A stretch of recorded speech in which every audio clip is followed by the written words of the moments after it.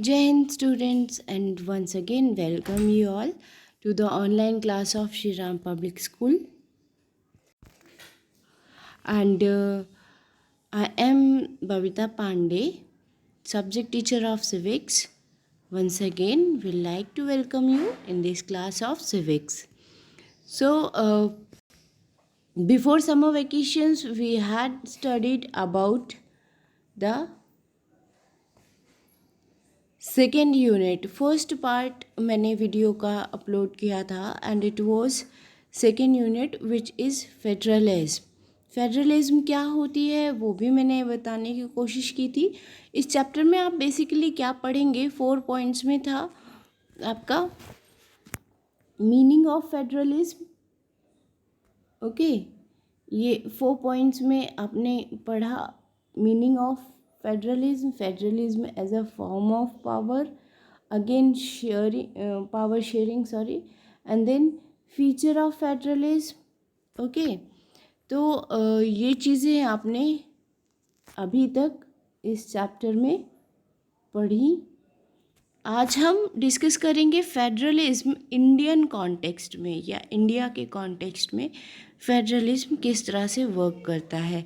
हमने हमारे देश में, हमने से मतलब हम इंडियन सिटीजन्स ने, हम कॉन्स्टिट्यूशन मेकर्स ने फेडरलिज्म को हमारे देश में किस तरह से इम्प्लीमेंट किया है, ये सारी चीज़ें हम आज के लेक्चर में समझने की कोशिश करेंगे. Okay, so let's get started.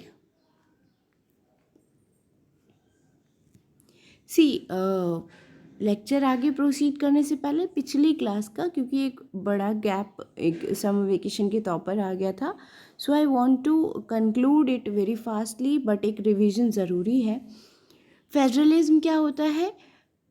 Existence of more than one government in the same state. एक ही राज्य या एक ही कह लीजिए देश में एक से ज़्यादा सरकारों का होना फेडरलिज्म कहलाता है. ठीक है, और वो सरकारें भी अपनी रिस्पॉन्सिबिलिटीज़ और अपनी पावर अलग अलग लिए हुए हैं, तभी वो फेडरलिज्म है. अदरवाइज़ वो उसकी असिस्टेंट गवर्नमेंट या एसोसिएट गवर्नमेंट के तौर पर काम करेगी. ठीक है, अगर 2 गवर्नमेंट हैं एक राज्य में और दोनों अलग अलग रिस्पॉन्सिबिलिटीज़ के साथ काम कर रही हैं, तभी वो क्या कहलाएंगी? फेडरलिज्म. मेरे ख्याल से आपको ये याद आ गया होगा. Now next one, features of federalism. We have studied various features of federalism. First one you can see here, 2 or more than 2 level of government. Okay, ये फर्स्ट फीचर था जो कि डेफिनेशन में मेंशन है. एंड नेक्स्ट वन हो गया different tier of government govern the same citizen. जो अलग अलग लेवल ऑफ गवर्नमेंट की हम बात कर रहे हैं कि अलग अलग गवर्नमेंट होनी चाहिए, वो अलग अलग गवर्नमेंट उन्हीं सेम सिटीजन्स पर रूल करेगी, लेकिन दोनों के रूलिंग करने का जो ज्यूरिडिक्शन एरिया है वो अलग अलग होगा. ठीक है, नेक्स्ट आ गया आपका jurisdiction of respective levels of the और tiers of government are specified in the constitution. जो रूलिंग का जो पैटर्न है, किन एरियाज़ में कौन सी गवर्नमेंट वर्क करेगी और किन किन चीज़ों पर किस गवर्नमेंट का रूल होगा, ये सारी चीज़ें जो हैं वो अपनी मर्ज़ी से डिसाइड ना होकर कॉन्स्टिट्यूशन के थ्रू डिसाइडेड होंगी. And the fourth point is fundamental provisions of constitution can not be unilaterally changed by one level of government. Fundamental provisions जो गवर्नमेंट कॉन्स्टिट्यूशन के थे उनको आप इकट्ठे से चेंज नहीं कर सकते. अकेले कोई भी गवर्नमेंट चेंज नहीं कर सकती है. इनको चेंज करना है अगर, तो आपको दोनों गवर्नमेंट, जो भी चाहे यूनियन गवर्नमेंट है और चाहे आपकी कोई स्टेट गवर्नमेंट है, दोनों गवर्नमेंट्स की म्यूचुअल अंडरस्टैंडिंग के साथ ही फंडामेंटल चेंजेस कॉन्स्टिट्यूशन में किए जा सकते हैं. Next, fifth point, courts have the power to interpret the constitution and power of different level of government. यानी सरकार के जुरिडिक्शन के पास ही अल्टीमेट पावर होनी चाहिए कि वो किस तरह से काम कर रही है सरकार. यानी कि जो भी आपका जो डिस्प्यूट्स हैं या कोई भी जो डिसीजंस हैं, हाँ, डिसीजंस मीन्स डिस्प्यूट रिलेटेड या कोई भी लॉ के इंटरप्रिटेशन रिलेटेड डिसीजन, वो सिर्फ और सिर्फ जुडिशरी के द्वारा किया जाएगा, जुडिशरी के द्वारा, ना कि कोई भी गवर्नमेंट अपने आप से उसको करेगी। And 6.1 is source of revenue for each level of government are clearly specified, means जो भी सोर्स ऑफ गवर्नमेंट हैं दोनों गवर्नमेंट्स के, वो अलग अलग होने चाहिए और अलग अलग कॉन्स्टिट्यूशन में मेंशन भी होने चाहिए। तो ये हो गए आपके क्या features of federalism.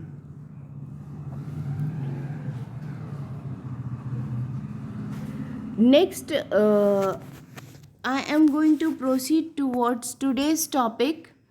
So next topic is federalism and India. आज हम इस पर बात करेंगे, ये हमारा आज का फ्रेश टॉपिक है। Yes, so next topic is what makes India federal country. Federalism के फीचर्स क्या है वो बता दिए मैंने आपको। फेडरलिज्म की डेफिनेशन भी आप समझ चुके होंगे, उम्मीद करती हूँ मैं। And now we will discuss whether India is a federal country और नॉट। तो ये जो फेडरलिज्म का कॉन्सेप्ट है इंडिया में है या नहीं, ये कैसे चेक किया जाएगा। बेसिकली भाई उसकी आप डेफिनेशन के हिसाब से चेक कर लीजिए या फिर आप चेक कर लीजिए उसको उसके फीचर्स के अकॉर्डिंगली। तो आप उसको फीचर के अकॉर्डिंगली भी चेक कर लो। ऐसे आप कॉन्स्टिट्यूशन से चेक करना शुरू करिए कि इंडिया एक फेडरल कंट्री है भी या नहीं। तो उसमें आपको पता चलेगा कि कहीं भी इंडियन कॉन्स्टिट्यूशन में फेडरल वर्ड यूज़ नहीं है। ठीक है, इंडियन जो भी कॉन्स्टिट्यूशन है उसमें फेडरल वर्ड का यूज़ नहीं किया गया है, ना ही फेडरेशन वर्ड यूज़ किया गया है। ठीक है, लेकिन जो इंडिया का कॉन्स्टिट्यूशन है पूरा वो साइलेंटली बिना इस चीज़ को अनाउंस किए कि इंडिया एक फेडरल कंट्री है, फेडरलिज्म के कॉन्सेप्ट्स को फॉलो करता है। किस तरह से फॉलो करता है वो देखो। आप देखो, फर्स्ट जो रिक्वायरमेंट है एक फेडरल गवर्नमेंट की या एक फेडरल कंट्री की, वो क्या है कि उसमें मोर देन 2 लेवल का एग्जिस्टेंस चाहिए सेम कंट्री में। हाँ, क्या यहाँ पर नहीं है? यस, इंडिया में भी है। इंडिया में भी more than 2 level of government एक साथ वर्क करती है। तो ये आपका क्या हो गया, फेडरलिज्म का बेसिक एक फीचर, जो एक मोस्ट इम्पॉर्टेंट फीचर है, वो आपको सामने ही दिख जाता है, मिल जाता है। ठीक है, हाँ, ये बात ध्यान देने वाली है कि इंडियन कॉन्स्टिट्यूशन में कहीं भी इंडिया को एक फेडरल कंट्री डिक्लेयर नहीं किया गया है, लेकिन फिर भी India has 2-tier system of government, India has separate powers of government also. अभी हम धीरे धीरे चेक करते हैं ये फीचर्स। देखो, 2 tiers ऑफ गवर्नमेंट तो ये तो सब जानते हैं, central government, state government. India का कोई भी स्टेट ऐसा नहीं होगा जहाँ पर कि अपनी अलग सरकार ना हो। ठीक है, और उन सरकारों के अपने लेजिस्लेचर्स भी हैं, एज वेल एज उनकी अपनी जुडिशरी भी है। जुडिशरी से मतलब यहाँ कोर्ट से तो है ही, हाई कोर्ट तक, तो उस राज्य के जो भी जो आपके मैटर्स हैं वो टोटली उस राज्य में ही सॉर्ट आउट करने की कोशिश किए जाते हैं।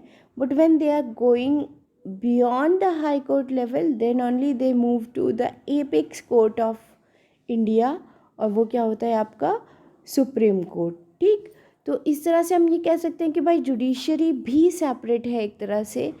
अब बात आ जाती है कि किस तरह से लेजिस्लेचर सेपरेट है। अपना लेजिस्लेचर पूरा, इलेक्शन अलग होता है, विधानसभा जिसको आप लोग जानते हो सब लोग, उसके लिए इलेक्शंस होता है, और उनकी सीट पर मेजॉरिटी पार्टी जो भी होती है वो क्या करती है, अपनी गवर्नमेंट बनाती है। इतना सब तो पता है। तो ये क्या है, सेपरेट लेजिस्लेचर ही तो है। उस लेजिस्लेचर को उस चुने हुए मुख्यमंत्री या फिर कह लीजिए एमएलएस को अपनी पावर्स खुद से मिली हुई होती हैं। हाँ, और इनको वो किसी को हैंड ओवर भी नहीं कर सकता। तो ये चीज़ें हो गई आपकी किस बारे में, फेडरल गवर्नमेंट के बारे में, हाँ, सेपरेट लेजिस्लेचर के बारे में। नेक्स्ट आ जाइए, उनके अपने एरियाज़ हैं कि नहीं, वर्किंग एरियाज़ उनके अपने हैं कि नहीं, ठीक है। तो इसके लिए आप देखिए जो इंडियन कॉन्स्टिट्यूशन है उसमें 3 लिस्ट का प्रोविज़न किया गया है, 3 लिस्ट का, 3 fold distribution of legislative powers. Yes, then first one will be union list. Union list क्या होती है, जहाँ पर आप यूनियन के हिसाब से, मीन्स वो इश्यूज़ या वो मुद्दे जिनको सिर्फ और सिर्फ सेंट्रल गवर्नमेंट ही सॉर्ट आउट कर सकता है और जिनको सेंट्रल गवर्नमेंट को ही सिर्फ और सिर्फ जिन पर लॉ बनाने का राइट है, ठीक है। यूनियन गवर्नमेंट अलोन, यहाँ पर आप देखो, union government can alone make the laws related to the subject mentioned in the union list. और इसके एग्जाम्पल्स क्या क्या हो सकते हैं, नेशनल इम्पॉर्टेंस के जो भी इश्यूज़ होते हैं वो यूनियन लिस्ट में मेंशन किए जाते हैं। जैसे कि आपका डिफेंस हो गया, हाँ, कंट्री का defence, foreign affairs, banking, communication और करेंसी, ये सारी चीज़ें जो हैं वो क्या हो गई, यूनियन लिस्ट में आती हैं। हाँ, नेक्स्ट वन आ जाइए स्टेट लिस्ट। स्टेट लिस्ट क्या है, वो सब्जेक्ट्स की लिस्ट जिन पर सिर्फ और सिर्फ स्टेट का राइट होगा या स्टेट का गवर्नेंस होगा, ठीक है। अब ये कौन से टॉपिक होंगे, ये देखो आप, contains subject of state and local importance.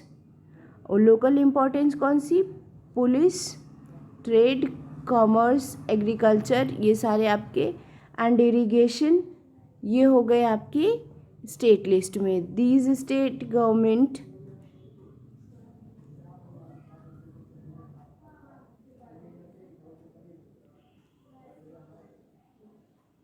yes, his state government, forest, trade, union, marriage, adoption and succession, ये सारे आपके हो गए कॉन्करेंट लिस्ट के जो भी इश्यूज हैं। हाँ, कॉन्करेंट लिस्ट में कौन कौन से, both the state,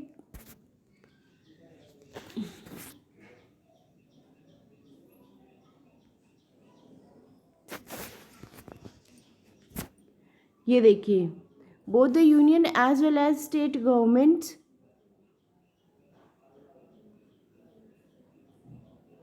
can make laws on the subject mentioned in this list. If their laws conflict with each other, the law made by union government will prevail. अब ऐसे कौन से सब्जेक्ट जो कि इन तीनों लिस्ट में नहीं है, उनका क्या होगा, क्योंकि कॉन्स्टिट्यूशन तो बहुत पहले बना था। तो according to our constitution the union government has the power to legislate on these residuary subjects. जो तीनों लिस्ट से छूट गए हैं उनमें क्या है, यूनियन गवर्नमेंट की पावर लाई ऑन करेगी, ठीक है। फर्स्ट हो गई आपकी यूनियन लिस्ट, जहाँ पर सिर्फ और सिर्फ यूनियन गवर्नमेंट लॉज बना सकती है या रूल कर सकती है। सेकंड हो गई स्टेट लिस्ट, जिन सब्जेक्ट्स या जिन इश्यूज़ पर सिर्फ स्टेट गवर्नमेंट वर्क कर सकती है, लॉ बना सकती है और रूल कर सकती है। एंड थर्ड वन हो गई आपकी कॉन्करेंट लिस्ट। कॉन्करेंट लिस्ट में वो इश्यूज़ है जो कि म्यूचुअल अंडरस्टैंडिंग और इम्पॉर्टेंट के इश्यूज़ हैं, जैसे कि आपका फॉरेस्ट हो गया, ट्रेड यूनियन हो गए, मैरिजेस, फिर एडॉप्शन, और आगे फिर वो ख़ानदान के साथ चलेगा, एडॉप्शन एंड सक्सेशन। तो ये सारी चीज़ों पर स्टेट और यूनियन दोनों को मिलकर ही कानून बनाने होते हैं, ठीक है। ये होती है आपकी concurrent list.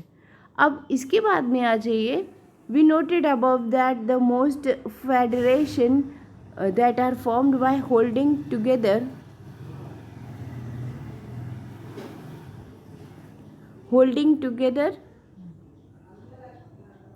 Do not give equal power to its constituent units, यानी आपने देखा होगा कि जो फेडरेशंस हैं, यानी जो अलग अलग गवर्नमेंट्स हैं, वो are formed by holding together, do not give equal power to its constituent units. अभी होल्डिंग टुगेदर क्या होता है? होल्डिंग टुगेदर है वो कॉन्सेप्ट जहाँ पर एक सरकार दूसरी सरकार को होल्ड कर सकती है। होल्ड करने का मतलब मदद कर सकती है किसी भी सेंस में, ठीक है। तो ये जो होल्डिंग टुगेदर का कॉन्सेप्ट है, ये राज्यों को अपने अलग तरीके से काम नहीं करने देता। दैट मीन्स स्टेट गवर्नमेंट और यूनियन गवर्नमेंट को equal rights to take decision नहीं मिलते हैं, ठीक है। और अगर ये ना हो इंटरफेरेंस धीरे धीरे करके, तो वो गवर्नमेंट्स एक फ्री तौर पर, एक फेडरल गवर्नमेंट के तौर पर वर्क कर सकती हैं। तो ये चीज़ें हो गई आपकी।